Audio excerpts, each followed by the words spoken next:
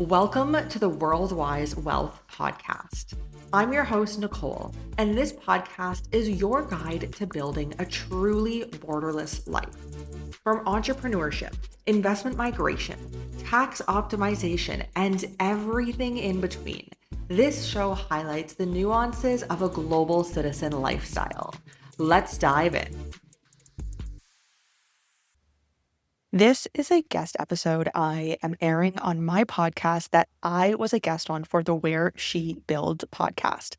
Now, this was such a great interview. There are two excellent hosts who really dive deep into not only my story and the background behind the business Worldwise Capital, but also how I got into this and how we help other digital nomads, global citizens, and sometimes even expats to relocate themselves, their businesses, and their finance offshore for whether it be lifestyle or taxation purposes or anything in between. So we're going to include the episode below, and I hope you enjoy.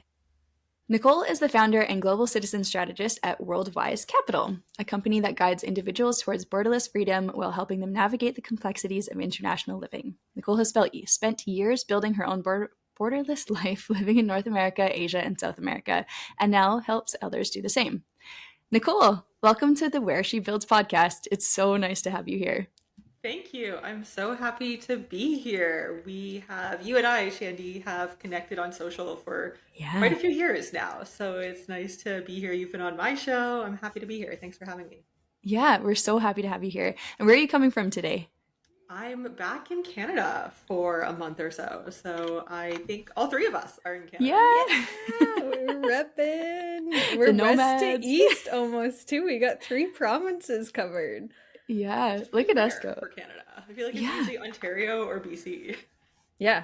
And to have like 3 nomadic travelers, like this is special. Just for all our listeners, this is rare to meet other travelers from Canada that aren't Quebecois who are females, and this is like, I feel like we're like Tres Amigos novelty right now. Yeah. Tres Amigas. I'm not the Spanish speaker here. Nicole, you have to help us out on this. Yeah. She's like, oh gosh. Yeah. Might need a few more hours of a podcast if you're going to help us out with it. For sure. Okay, we're going to get into it. We want to hear a little bit about your backstory, Nicole. We know you're originally from Canada, as we've just shared, and obviously you're at home, one of your homes, it sounds like. But you moved away from this base quite a few years ago, and one of your first moves was China. Is that correct? Yeah, it was. So I'll go into a little bit of my background and that decision and what life has looked like since then. So to very quickly sum things up, I kind of went the traditional path that I think a lot of people, especially before 2020-ish era, really went down that trajectory, being you get a higher education, you get a decent job, you eventually get a mortgage and get married and the 2.5 kids. And so like I was on that route, finished university, had the corporate job, and I was like, oh my gosh, I'm 21. I think I was 21, 22, something like that. And this is pretty much what the rest of my life looks like. You guys are nodding your heads because it's like we all have a very similar lifestyle. It's the 2.5 kids that made me giggle there. I wasn't laughing at your story. 2.5. The statistics, yeah.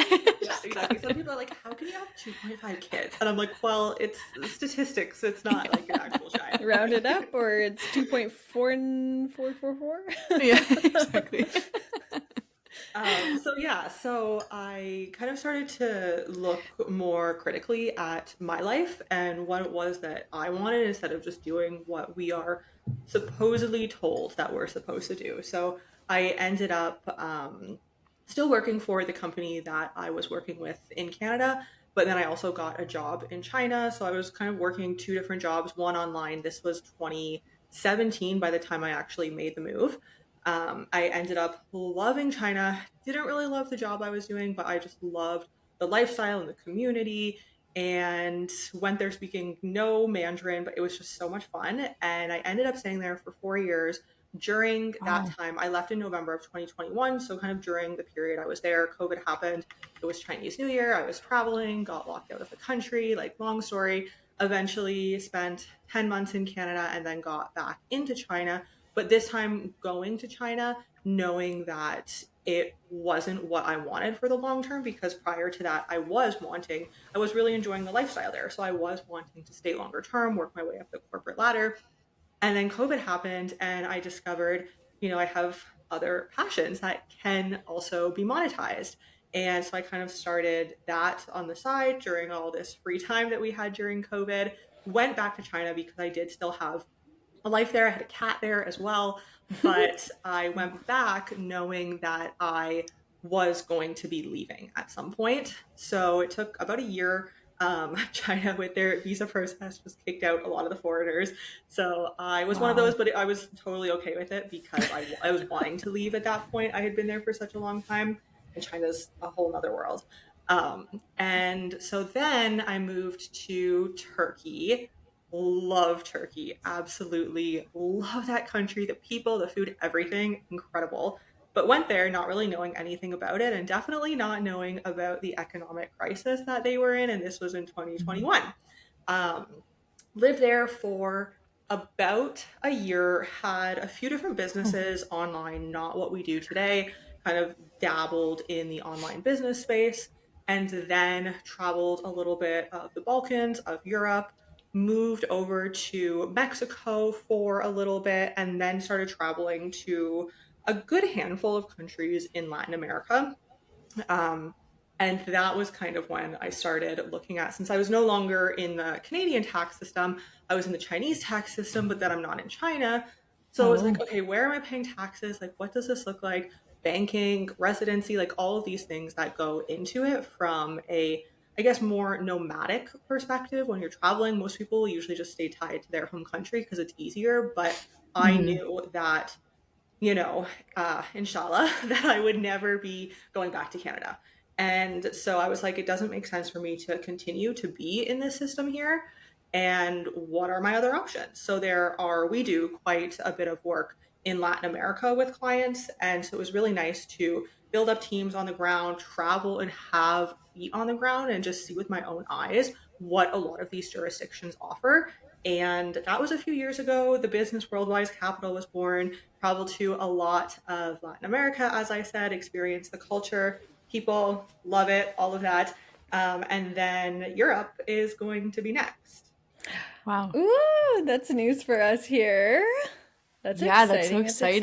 exciting. Wait, I got to bet there was like so much. You really synopsised your life real Yeah. tight. I could take a page out of your book to keep a story short. But where in Turkey were you? Because I think a lot of our followers have dipped their toe in Turkey. So I'm curious. I love that.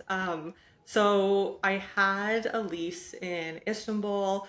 I have a thing with leases. I don't think I've like kept one since China. I just keep breaking them.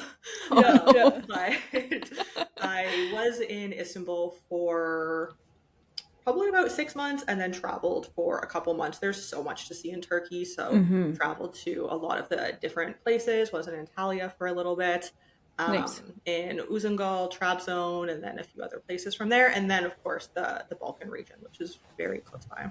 Where Yeah. Shandy and I met. This is our love Yeah. story of the podcast. We Oh, met in nice. Montenegro. Yeah. We Yeah. love the Balkans. That's so fun. I didn't know that. I love Yeah. Montenegro. It's so Yeah. beautiful, hey? Yeah. But so I'm curious with Nicole, when you moved, of course, you were in China for quite a few years. So you, of course, like had a lease there, everything. What made you decide to get a lease in Turkey instead of being more of a quote unquote nomad bouncing between places every couple weeks or something like that? Like what made you choose that long term travel? Yeah, that's a good question. My plan when leaving China was actually to do exactly that. I was going to do Okay. it solo. I was going to kind of just like live that. I think we maybe were hearing more about that on social during COVID. I don't know, but I was like, I'm just going to do this. But then I met my partner in China and he had some Oh. restaurants. And so he wanted to start them in Turkey. Again, we didn't really know much about the economic situation there, but we moved to Turkey for that reason. But then, I mean, just fell in love with the country and ended up staying there a little bit longer. Wow. Love it. Love it. The food is so good there. And I'm a vegetarian, and Turkey was really awesome as a vegetarian. There was always a delicious bean dish. and I always felt so full, so much food, all like Or all the like the time. enema for breakfast, because I was also a vegetarian when I lived there. I am not Hmm. now, but so I'm like ready to go back and be like, okay, let me try some of this meat Try now. all the meats. Yeah. They looked Exactly. all smelled looked all delicious. It's not my cup of tea, but also, but if you are a strict vegetarian, the spoon is definitely scooping the meat and the beans at the same time. So Oh, just that doesn't bother me at all, but for some folks it might. So you have just to a be more of a little, flexitarian. yeah, like Yeah. things touch there, I you feel like a know? lot of So travelers are pretty used to like having to be Yeah, pretty flexible with that. yeah, we absolutely. hope so. And if you're not prepared for that, then yeah, just get ready. It's just part of the whole travel experience. You have to kind of get used to some things that you're uncomfortable with Yeah. and figure it out. It's fine. Yeah. Did you go back to Canada between any of these trips at all? Are you like, I mean, I'm someone who comes back to Canada for periods of Mhm. time. Shandy definitely is too. Were you missing home? The Canadian side of, again, we're establishing that you had homes and like definitely bases as you traveled, but were you missing friends, family, or this really felt like you were in this new chapter of life? Yeah, I think more so in a new chapter. I was obviously home for a good chunk of time in majority of the months in 2020. Um, but then probably went maybe like 2 years without coming back. And now usually every like 1 or 2 years I'll stop in for a couple months and or like a month or two. And like I always say, it's really interesting for me living this lifestyle because I find like you have so much freedom. So I find you can actually spend more time with family and friends than if you are, living 45 minutes in a different town. And Interesting. because of that Yes. proximity, you think like, oh, I can see them at any point, and sometimes you just don't. But it's like I can spend 1 month or 2 months, and that's probably like that like almost straight amount of time is a lot more than most people would see their family in 1 year. 100%. And we were actually just talking about this in our previous podcast that when you live close to the mountains, say for example, that then you don't go towards the mountains because you're so close. Exactly. And it's the same with family. Like what you just said is that you do, and I also have that feeling here is that now that I'm here, I spend so much more quality time with my family than I did when I was going to university 3 hours away. I was so close, so I thought, "Oh, I can always go and see them." And now you're really like focused on that quality time, and it's actually really great. It's such a great, let's say, benefit of the lifestyle. Yeah. Yeah. I'm Yeah. visiting my sister. I'm a fur auntie again. So I am like, you got that room open? I'm coming not for 2 days. It's always like minimum 2 weeks because again, why not? Like you have this flexibility to work, and Yeah.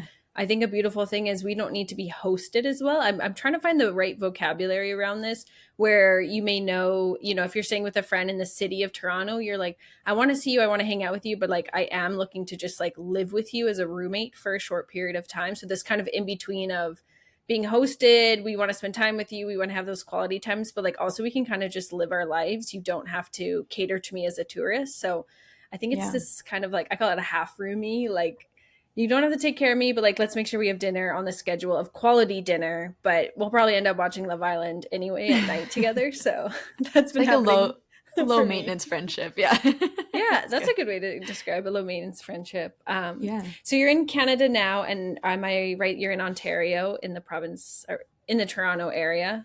Ish. Yeah. Yeah, yeah. There's always, for those who don't know, it's Toronto. For those who know, it's something else. Yeah. And how long is this visit for? There's no end date. Probably for the summer. And I Nice. mean, I'm sure you guys have probably addressed this in other episodes as well. It's nice, like as family gets older and different things happen, to be able to spend time with them. And I haven't been here in quite some time, so it's nice to just spend a couple months. I mean, obviously with Yeah. and I'm very conscious of with my residency and non-resident status, like there's only a certain amount of time I can stay. I don't have healthcare, so like there are certain restrictions around that as well.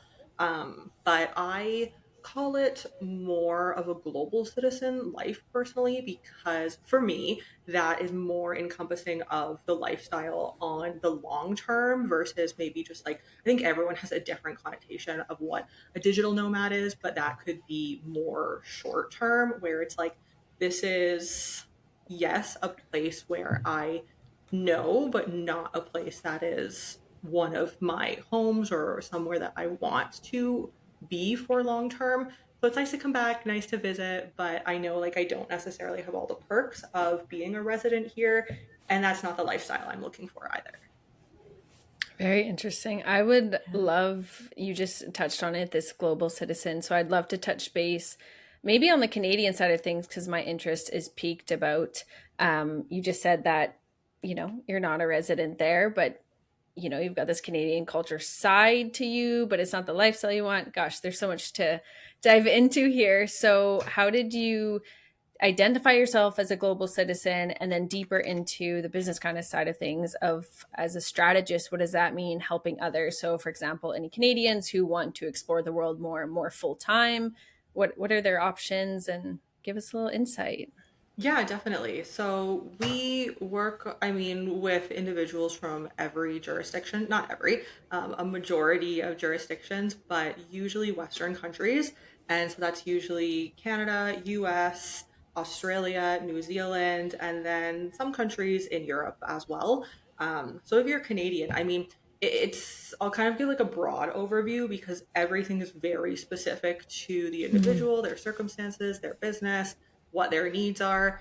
But thankfully, in Canada, we don't have the same taxation system as the US. So we do have the option to leave, but then you do have to cut a certain set of ties in order to be deemed as a non resident, typically by the CRA. And that process can look a little bit different for everybody, just depending on the ties that you do have. It can be pretty easy for some and a lot more difficult for others.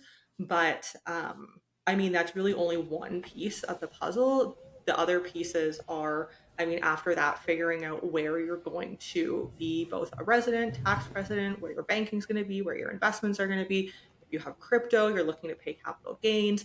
So there's a lot of, just depending on what you hold, your investments and your lifestyle, there's a lot of kind of pieces that go around that. But the first part is typically what system are you currently a resident and a tax resident in? But then where maybe do you want to spend some time, or is tax optimization really the priority and the jurisdiction is less important, right? So there's a lot of kind of pieces to that puzzle. I hope that answered your question a little bit. It did answer my question because I think there's so many, there's like a personal component to it, there's a financial component to it, income levels to it, there's kind of what kind of, again, this like lifestyle. So is it short term, long term? As you said, you had a job, you were away for 4 years, so clearly there was a definition of a breakaway. So also figuring out like maybe you go to Turkey for 6 months, you love it, but you're like, this isn't where I actually want to like then move, or is it the best place for me for taxes and stuff? We can get all into that, but yeah, it's very interesting. And also you losing, yeah, when you lose a residency card, what are you losing for other perks? And CRA, for those who don't know, Canada Revenue Agency, everyone's frenemy. What is it in the US? Is it I it's like IRS, is it? IRS? Yeah, Is that the that would be the equivalent? equivalent. We're looking at you, Nicole. Yeah, we do not. Yeah. Yeah, so I mean, to your question, there are a few different ways to become a non-resident. It's more of a status than it is like a card that you get or something like that. Typically in Canada, it would look like primarily not spending 6 months plus, or even we usually say getting close to that 6 month plus mark. And then it's very beneficial if you don't own a property. There are certain ways to get around that. But ideally, it's going to be a lot easier to cut ties if you don't have a property and if you don't have immediate family in the country. And then there's a bunch of secondary ties. Basically, just think of the secondary ties as like every single thing in your life. So, including like if you have storage, if you're part of a religious community, if you have a newspaper subscription, if you have a license, healthcare, right? So it's like every very all encompassing every aspect of your life. Obviously, government really wants to tie you to these systems if at all possible, but it's also important to note in it's different with the US, we won't get into that, but in most countries, they want to see that you have not only residency, but tax residency in another jurisdiction before being released from your current residency. Because usually, if you are not a resident of another country, then you're still tied back to that system. So, going back to what you said, Anna, I think it is really important to not just like to jump into this lifestyle for sure, but not jump into the optimization side of things until you really know what it is that you're looking for in that more defined medium to long term. For myself, I was in China for 4 years. I knew that Canada and the life that I would have there was not something that I very intentionally didn't want for myself. So that was not a problem for me to give up quite a few things to leave the system. But for somebody who is maybe on the fence, or you haven't traveled a lot, or you have traveled a lot, but it's been short term and you don't really know what your base could be and what your life would look like there, and do you speak the language, and do you have a community there, and like do you even like that country, like the people, and Yeah. enjoy spending time there.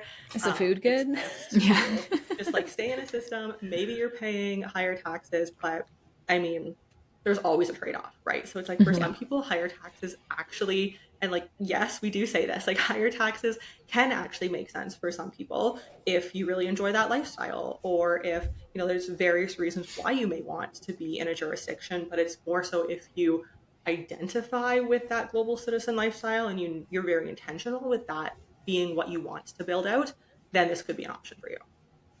Yeah. And maybe the digital nomad, this like short term pieces is better in the meantime to I'm definitely in that. I'm playing the field, I'm saying like this whole concept of like date before you marriage, it applies into the freelance world, date your client before you lock them in, and same like play around with countries, see what hits and what really calls you for whichever reason or whichever bucket it is. For sure, Yeah. 100%. Yeah. I'm just trying to process everything that you said because it's it's really like it's I mean coming from a nomad perspective and then let's say from my perspective I went from Canada straight to the Netherlands. So it's really an interesting and that was also something that I found so difficult was to try to figure out what I all had to get rid of here to move to the Netherlands because there's for me I couldn't find like a checklist or something. It was just oh okay, I did a quick Google search of I had to let my bank know and I had to do these kind of things. But then I mean, from a small town, my bank didn't even know what to do when I let them know that I was leaving. They were like, "Oh, okay. Do we make a note of this, or what do we do?" I'm like, "I don't know. I just was told that I have to let you know." So it's Funny. so nice that there's somebody like you, Nicole, that can actually help people figure out what to do to move to different places, and maybe not even just for the tax benefit, but if you don't resonate with the Canadian lifestyle, for example, then we have people like you that can help us figure out where we can go and what the options are because lots of people don't even know that there are options apart from being a citizen slash resident of a country that you were born in and raised in. Yeah, totally. I completely agree. And I think within that, I mean, there's a lot of reasons why people want other options, but we also work with a lot of clients who want to stay in the jurisdiction that they're born or they currently live in, but they want other options because, I mean, we all see what's happening in the world and we can't just isolate it to one country. It's really everywhere, every region. So they want diversification options outside of where they're born or where they already have investments. And so you don't necessarily always have to live somewhere long term or even short term, or maybe you're just going there one day a year to keep something active, or no days a year, but you can still hold residency and you just kind of keep that in the back pocket. Yeah. And I Wow. think too, especially if you own your own business, there's like the personal income and then you have this other aspect of your business and where you can benefit for that versus where you as the human are receiving the money. So it's very complex. Very, yeah. Very interesting. Yeah. So, Nicole, why, let's say, for example, why should somebody go to a strategist like yourself versus a financial advisor or somebody from their home country? Like, what would you offer that they wouldn't? So, a typical financial advisor, I mean, they're usually licensed in one jurisdiction. So, they are able to give advice for investments or finances, whatever it may be in that one jurisdiction to help you grow and build wealth. We really help to diversify that wealth. Typically, clients come to us when, not always, but usually they'll already have a business or some sort of solid employment that's paying them into their business. And so they're looking to either offshore that and potentially themselves usually go somewhat hand in hand, um, or yeah, really just start to look at some other options of what that could look like for them and their business. So I would say you can definitely work with both, kind of two different areas of expertise, but we usually help clients who are either from usually Western countries and aren't really sure where to get started in the space of, okay, I have these investments or I have this crypto or I have this business and I'm ready to relocate. What does paying less tax look like? And what am I going to have to do and or give up in order to make that a reality? And then is that trade off even worth it? So, I mean, a lot of the time it's consulting with clients on what that would look like in reality for them. And then they have to make the decision of, is it something I'm willing to relocate my entire family for, or Yeah. something that we're going to relocate our family in 5 or 10 years? Or, like I said, maybe I'm just better living in this country and maybe having an overseas bank account that I know I have access to, or a residency and a property in another country that I know I can access at any point. Yeah. So much. Right. It's great. It's great. Yeah. So you have your company that as a global citizen strategist, I really like that term, called Worldwise Capital. So how did that begin and what kind of, do you have a team of people? I think on our podcast where she builds, we're really trying to break down like what business actually looks like, because I feel like it's so hush hush of, oh yeah, I have an online business and I make money. And I want to break it down. Like I have someone who helps me with my YouTube videos. We're honest here that I'm editing this podcast right now though. So is it a team of people? Is it fractional people? How does the system kind of work, and where is the business now? Where's it going? Tell Yeah, I us. love that. I Yeah. love the transparency. So how we started was really from me not being able to find solutions unless you're a 7-figure plus family office or investor, of how you can start diversifying. But then also, it was something I was already having to do and look into anyways. So a lot of time, effort, energy, money went into it. But kind of once I not only figured it out, but got on the ground in all of these countries and started building out teams and met with teams and really figured out what some of these countries could offer, was when it became more of a reality. Like I said, I had some other businesses that were bringing in cash flow initially, but I mean, those like all fell to the wayside when we really started building out this. In terms of the business itself, I very much so like to be front facing for clients, for all of the education that we give.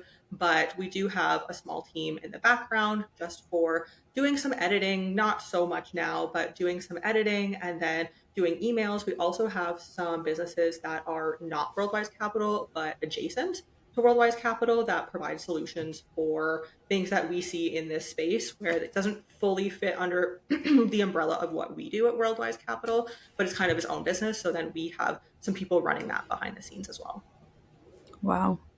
Yeah, Wow. and when you say teams in these jurisdictions, is that like talking with I don't even know. That's why I'm kind of like, is it like lawyers and accountants and I guess on site financial advisors, as we talked, like a Canadian financial advisor can, of course, advise in your jurisdiction. So, what is it like a team of people? Because obviously, you're the strategist, you bring this together, you do the work for your clients, but what kind of people are we talking to? Because I'm like, I feel so blonde in this moment. Like, who is it? No, and I overlook that, I think, because it's just such You do it an every everyday day. thing for You do me. it every Yeah. day. So Yeah. when you say a team Um, of people, I'm like, are you talking to the chef and the baker? Like, who are we? Who are the kind of um, like, I guess, the puzzle pieces? So if Yeah. someone's like, okay, I want to put some, and I have no clue what the best jurisdictions are. We're obviously learning right now, but if they're wanting to put money in South America and you go to this certain country, what kind of team of people are you speaking with that help clarify all this information for someone? Yeah, so we work with all lawyers and accountants on the ground in these jurisdictions. So they're professionals in their field, they know what they're doing, and it's not their first, second, or third time going through this process. But usually clients will come to us when they have questions of like, where am I going? And what does this look like? And I've seen this and I've heard this about this country and this about this country, to kind of start piecing things together. We will identify or usually myself on the call, working with the team of various different countries behind the scenes, not on the front end with the client. We'll kind of identify their needs and what it is that they're wanting in terms of a strategy and a plan. And then from there, present some options. From there, whatever is decided, we will work with the team on the ground in order to make that a reality. Sometimes it takes a couple months, sometimes it takes a little bit longer than that, but it very much so depends. We don't work specifically with financial advisors of any type in any jurisdictions, but typically lawyers and accountants who are either very well versed in some countries like Canada in immigration, but in most of the other countries in immigration. Wow. And so how do you, let's say, like you get off the plane in a country, how do you even go about finding the lawyers and the people that you're looking for? Like, do you, is it a Craigslist thing? Like, how do you find these people? Obviously, it's not a Craigslist thing, but like, how, because in my mind, I get off the plane in a country and everything is so foreign to me. So I wouldn't even understand how you could get off the plane and then be like, okay, I know this great lawyer. I know this great person. I need to go talk to them. They know exactly what they're talking about. Like, how do you find these people? A lot of networking and connections. Usually, once we have partners who we've worked with and we've built rapport with, and we have teams in other countries where if they're needing services, we can always Mm, reference other teams and they have teams. So everyone we work with is vetted, they're yeah, professionals in their field and they know what they're doing. But no, we're not just like hopping off the plane and walking into someone's office. Like obviously. it's always, of His course, law it's office always on the corner. Obviously, because that right. honestly, that's such a big thing. Like that would be in my mind. I wouldn't even know where to start to try to find, even in Canada, where to find like really good people. So it's so good to have somebody like you that has connections everywhere that can be like, yeah, this is the best lawyer that we can talk to, and these like they know what they're doing, and that's such a great thing to have and a And great it's person to have. Yeah. I will say, like, it's nice now too, having built up the business and the brand as well. We have a lot of businesses who are coming to us. And of course, we Wow. always hop on calls with them and vet them and ask them questions and go through things before. And a lot of the time, I mean, I don't have residency in every country, but I will use the services as well if it's something that I'm needing Yeah. before we can recommend it to clients or speaking to their past clients, like really vetting things out as being a part of our network. But yeah, I would say mostly connections, networking, and It's then it word of definitely mouth a helps little. being in the space for quite a few years and having built up a name as well. Yeah, Yeah. a bit of word of mouth in a way too. Yeah. I International word of mouth. Yeah, this might be a very ridiculous question. I don't know, but you said when you had, again, I'm very interested in this. So you said that you have maybe not a particular residency in different things, but if somebody is going in, can you have more than one residency in different places, or can you just have one residency, remove yourself from there, go to a different place, have residency there? Like, how does that work? Yeah, that's a good question. A common question, which I often overlook because like I'm in this space every day, but Yeah. great question. So residency and then tax residency are two different things, as is Mm, citizenship. So residency, yes, you can hold residency in as many jurisdictions as you would like. I will say it usually for global citizens is between, I would say like 1 to 4, because most of wow. these countries have requirements for time on the ground in order to keep that residency active. So most traditional Western countries and most countries in general have a residency based taxation system, meaning that if you're Okay. a resident there, it's usually 6 months or more per year you're living there. You not only have residency, but you're also a tax resident. So there are some jurisdictions, again, not most, which is why we don't operate in like most jurisdictions, especially Western countries around the world in terms of immigration. But they will allow you to either gain residency in a pretty straightforward way. Potentially, there's a little bit of time on the ground, or maybe even no time on the ground. So it makes it very interesting to individuals who are, let's say, operating and living in the US or in Canada, but they want that backup option. That could be a good option. So you can have as many of those as you would like, as long as you can fulfill the requirements to keep them valid, however, the country deems what those requirements are. And then you can have multiple tax residencies. Usually it's not going to be beneficial. You typically want to have one either in a tax optimized jurisdiction that makes sense for you, but then you could have another by staying somewhere for 4, 5, 6 months, depending on the jurisdiction and triggering their tax residence rules. So there is, and that's why, like I always say, lifestyle is such a big component of this as well. A lot of people come because they want to optimize their taxes and pay less, keep more of their money, which is great.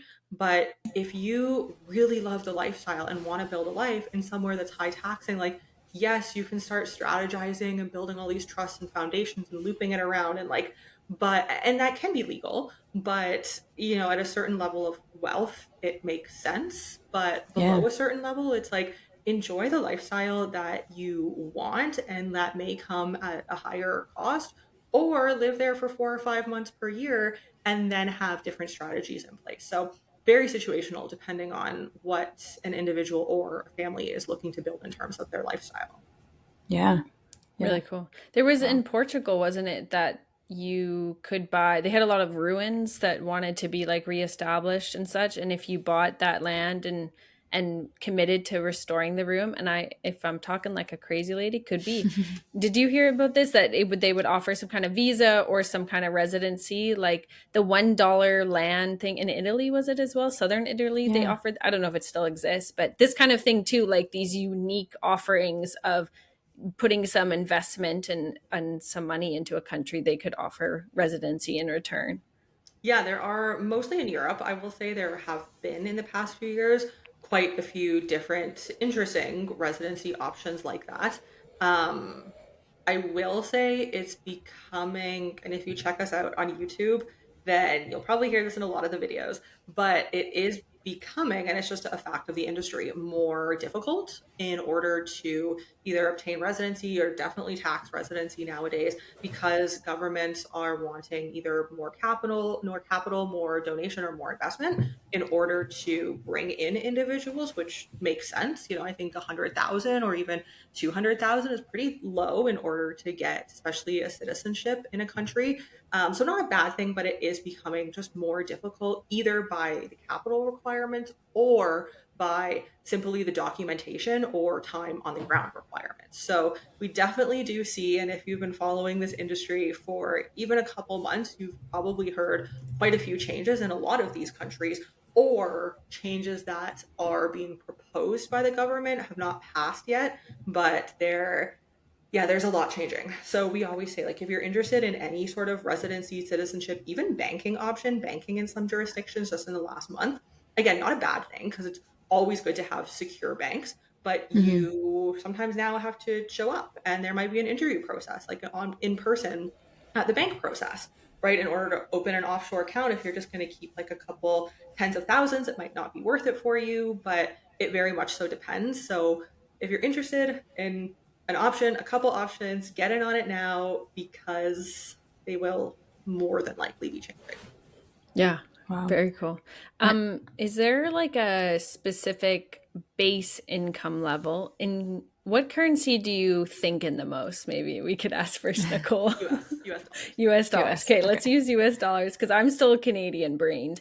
But is there like a base income? Of course, it's so situational, but is there kind of a base income level or net worth that someone, that's two very different things, that like if someone's making under 50,000 US a year, is it even worth them exploring? Is there that kind of base number in your head of when it's worth to start to dive into other places?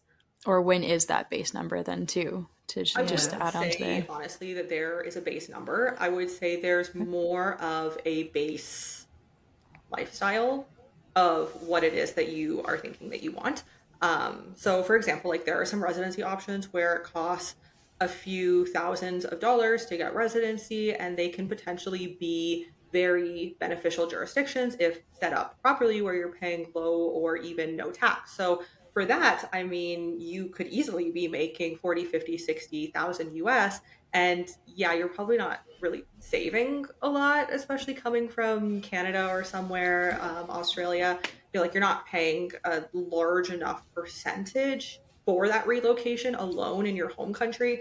But if it makes sense also from a lifestyle perspective, definitely. If you're looking for diversification in terms of investments or assets, usually around a couple 100,000. But we also have clients who, of course, with crypto, I'm pretty big into crypto myself, who have a little bit of crypto, Bitcoin, whatever it may be, and they know that's going to continue to go up. So they want to start to shelter that and bring that offshore now. So I wouldn't really say there's like a base income level, but it's more so depending on the lifestyle that you want. Of course, once you start building up assets, if you see yourself potentially going offshore or having a business offshore, then that could be beneficial. But just to start offshoring everything in your life without you physically relocating probably isn't going to work very well. Very Wow. interesting. Wow. I feel like Shandy and I, I are both like, huh. well, it's just it's such a new concept to me. Like Yeah. I like in my mind, I'm still thinking of very basic, say occupations, like the lawyers, like the personal trainers, like I would have never thought of like what you're doing, what a global citizen strategist. I would have never thought that that could be something, which I think is so cool too, that you can, I mean, you created this, I don't know, position, and you're helping so many people that many people don't even know that this is a possibility. And so now I think I just have to have a second to process everything that you're saying, because I'm like, I mean, when we went into this conversation, I'm like, oh, I wouldn't need this. But now I'm thinking like, maybe I need to have a talk with Nicole later. Yeah, And we can like, I think you yeah, do, Shandy. yeah. I think too, this like in Canada, we go way back to the beginning of when we started chatting of this, like you're supposed to get married, buy a house, have those Yeah. 2.5 kids. The whole buy a house section of it could look so differently if you're someone who is naturally traveling a lot for your Canadian job anyway, or the money can go farther, and like the new first home savings account in Canada doesn't benefit you compared to XYZ. I think it's all that comparison, and you've been really upfront with that of what is your lifestyle, where are the cultures, because I've gone to some places, like I love Bulgaria, it's a really cool place. I've looked into their taxation and their rules, but I just don't think there's quite enough for me. Honestly, it's the smoking that's like one of the biggest things that takes me away. But otherwise, yeah, it's very interesting to like consider going there and buying property there versus buying property in Canada, and how much farther your money can go in different places alongside the taxation, residency, etc.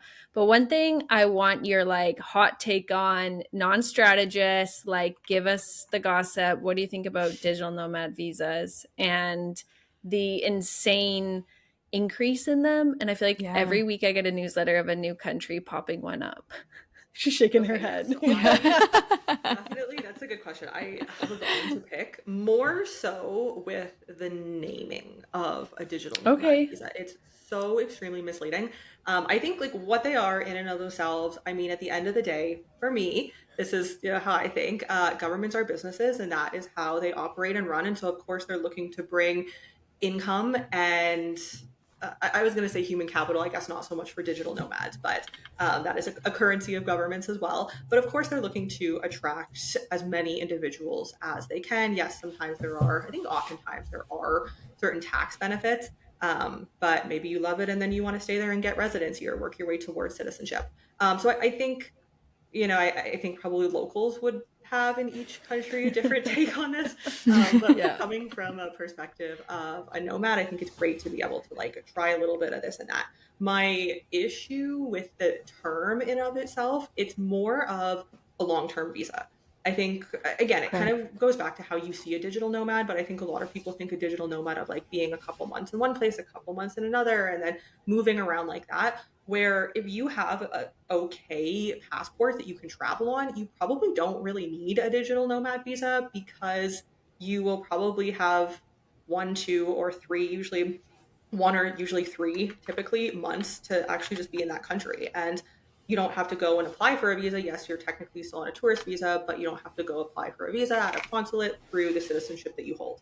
So I think that suffices for a good majority of people, unless, of course, you are wanting to, for me, I would say get out of that digital nomad lifestyle and become more of an expat. And then that's when the digital nomad visa makes more sense, but then it kind of should be renamed as like an expat visa. Like and then there are in some Bali, as well.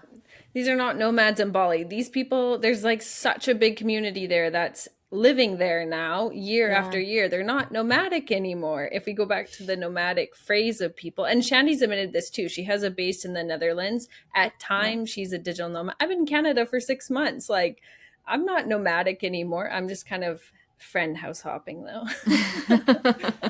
And then like so with nomad visas as well, I understand that not every country has this, but some countries, very few countries, but some countries have the option to just get residency instead of going through. And usually there are a few more documents or medical check or maybe something along those lines needed for residency versus the nomad visa. But if you're wanting to live somewhere long term anyways, just get residency. Sometimes nomad visas will convert over to residency where you can use that time to gain citizenship. Sometimes it won't. So then if you're going Okay. through a citizenship by naturalization process, you're starting all the way again at zero once you get the residency, because the nomad visa time period doesn't count. But then there are some jurisdictions as well that offer nomad visas. I think it makes more sense to get residency because some of them don't really have any or very little time on the ground requirements to keep that residency active. So the residency essentially just acts as a plan B instead of you getting a nomad visa that's going to expire in a year or two and then kind of all for Right. nothing. Yeah. Wow. Again, processing a lot. Yeah. The visa time counting towards citizenship. I think Yeah. that's very important for people and an interesting component of the requirements to look for. Even if you're not thinking of wanting to become a citizen, why not have a visa that contributes to that? Should you fall in Yeah. love? Should you love a property there? Should you find a job there? Or just the community? Yeah. Okay, that's a big point I'm going to remember. Yeah. Yeah, it's a huge benefit that, like you said, if you do fall in love with something or somebody Yeah. there, you can always add it, because then that time, like for example, for my visa in the Netherlands, like I have to be there for 5 years. So if I had, maybe again, I don't know about the Netherlands, but maybe the Netherlands had something that then, if I already had a digital nomad visa that then was put towards that 5 years, like 5 years is a huge amount of time in your lifetime. So that having that add into something else is really beneficial and also very good to know. Yeah, very cool. Yeah. Awesome, Nicole. We've loved chatting with you. We definitely have had our minds open, and we hope all Yeah. of our listeners have learned more. Where can people find you online?